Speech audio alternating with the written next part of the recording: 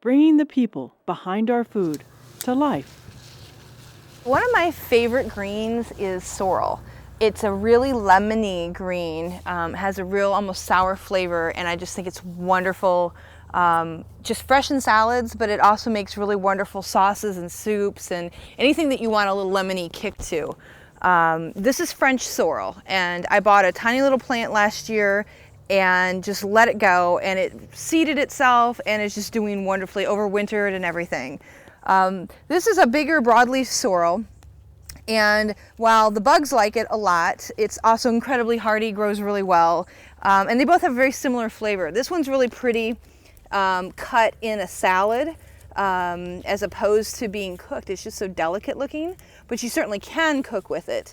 And then the broadleaf sorrel, I use it as on sandwiches. I put it in salads, but because it's so big, it also makes a wonderful soup, which is what I'm going to make today.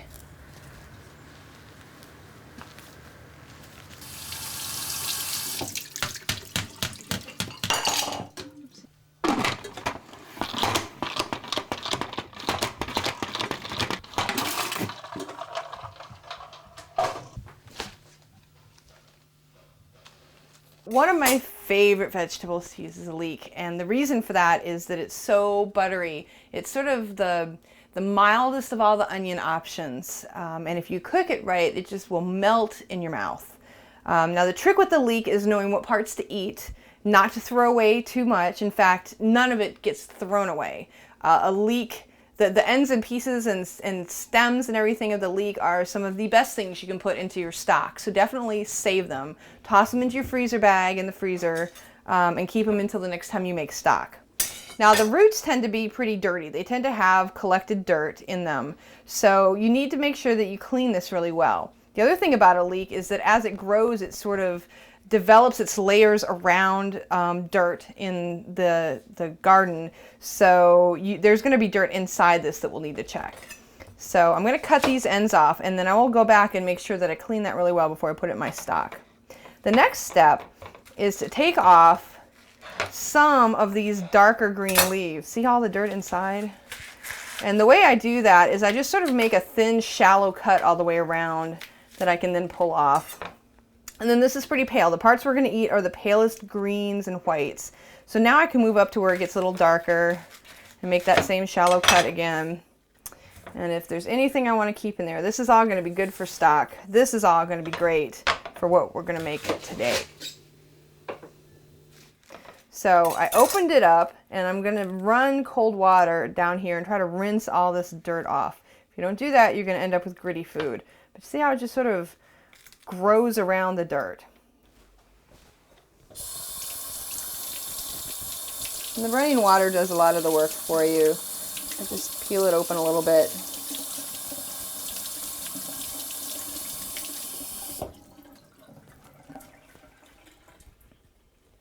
And this is ready to go.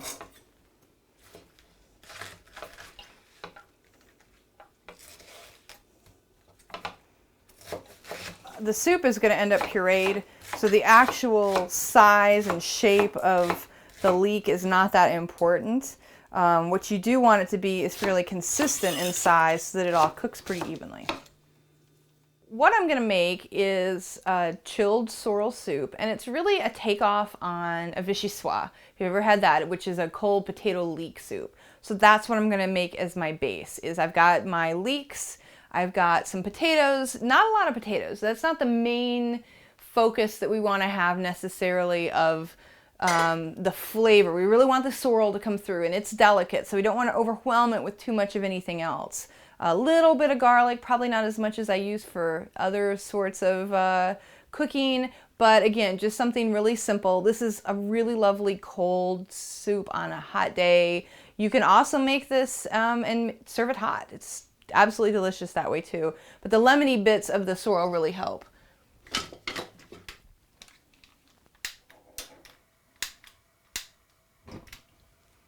So I'm going to start melting some butter.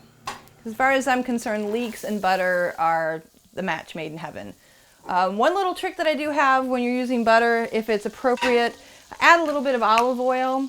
What that does is it raises the smoking point. And if you've ever burned butter, you'll know what I mean by the smoking point. But I like that flavor in the soup, and the butter will really be the primary flavor, and then the oil will help keep it from getting too hot. I'm going to let the butter melt for just a second. The leeks are a really important piece to this soup. If I were to use regular onions, it would still taste delicious, but the onion flavor would be very strong. And as I mentioned, I'm trying not to overwhelm the sorrel flavor. So leeks are the perfect match there.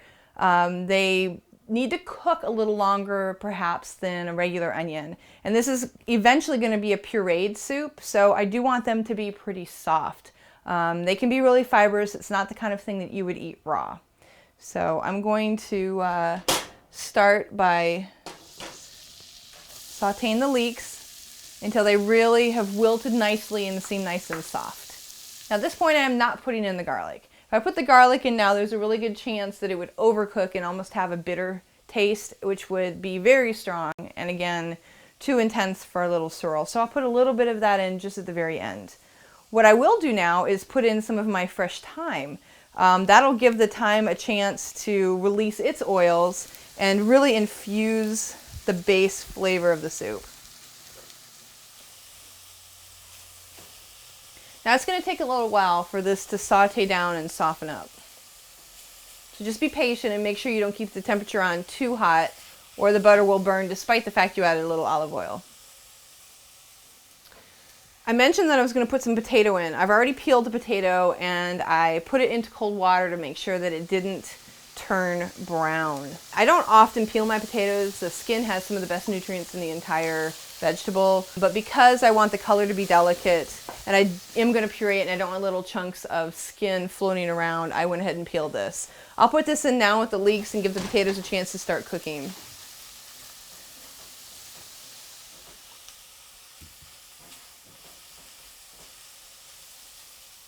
Once you feel like the leeks have started to soften up, you can put a little bit of your cooking liquid in. This can easily be made a veggie soup by using vegetable stock. I made some chicken stock earlier, so I'm going to use a little bit of that. I'm not going to put a ton in right now. I'm actually going to do what's called braising, which is cook with a little bit of liquid. And that'll just help speed up the softening of the leeks.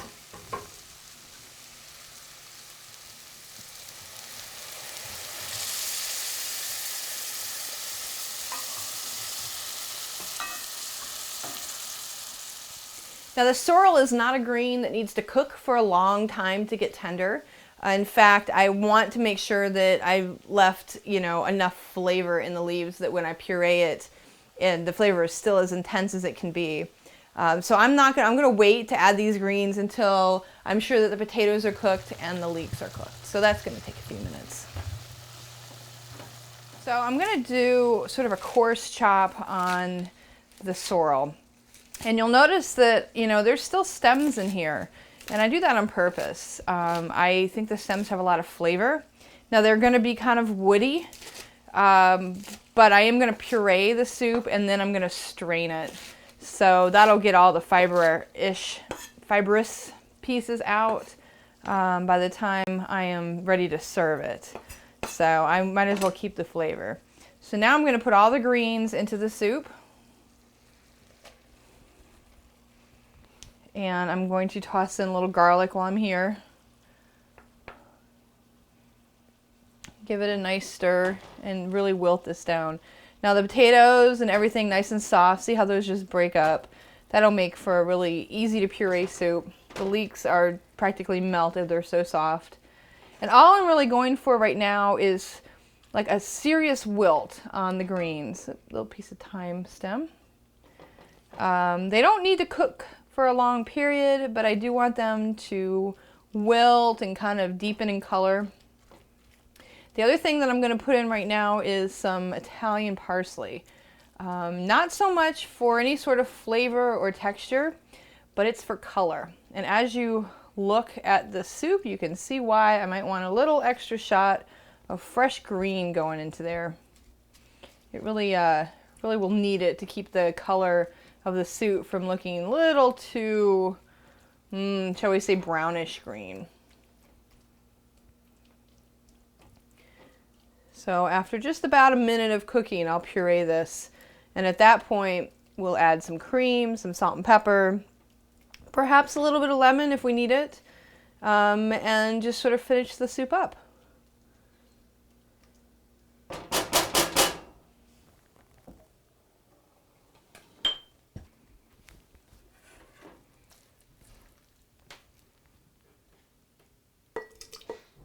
Now it's important that I don't put all of this in here. This is very hot, and when I blend it, it is going to expand about 5-fold.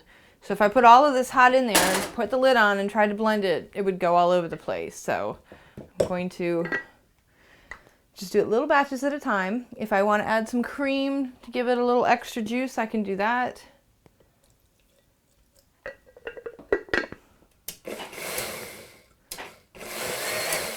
I'm pulsing it to make sure that everything has a chance to blend before I just really let it go.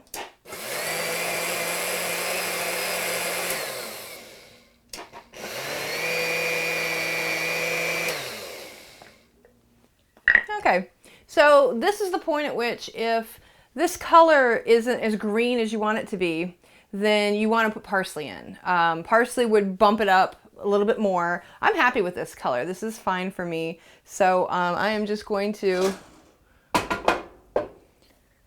pour this out and start with my next batch.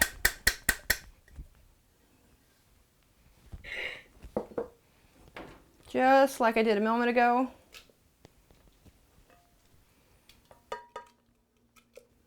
Excellent. I'm going to add a little more half and half. And a couple more pulses.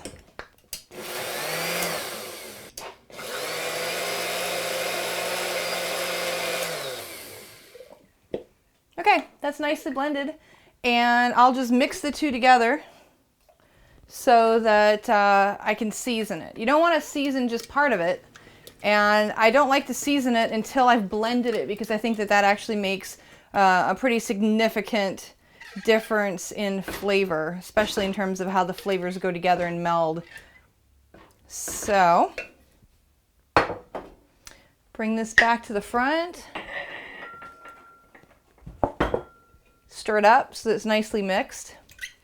And now is when you kind of choose whether you're going to strain it or you're going to leave it kind of rustic.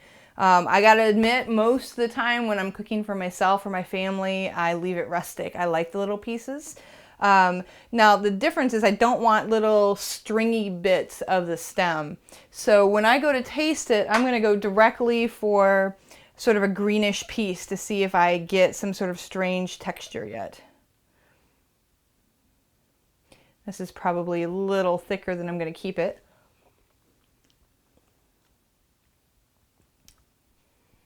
Nice, very subtle, but I can really taste the sorrel.